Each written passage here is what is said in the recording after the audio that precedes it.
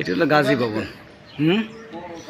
গাজী ভবন, গাজী ভবনের নারায়ণগঞ্জ জেলার সাবেক এমপি এবং মন্ত্রী গাজী গোলাম দস্তগীরের বাসভবন। গাজী গোলাম দস্তগীরের বাসভবন এটি। আমরা বাড়ির ভিতরে একটু প্রবেশ করে দেখি কি অবস্থা। মেল পড়ছে সকল ইন্ডাস্ট্রিজ, গাজী গ্রুপের সব কিছু পুরে সারখার। এখন বাড়িটি আপনাদেরকে দেখাই নাই, বাড়িটি দেখানোর জন্য আপনাদেরকে আজকে নিয়ে আসছি গাজী ভবনে।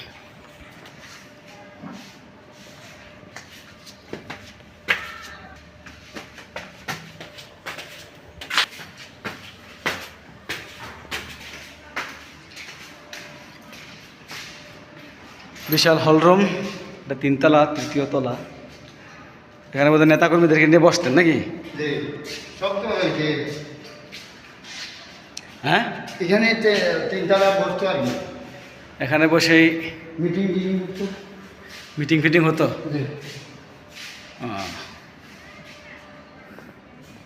এই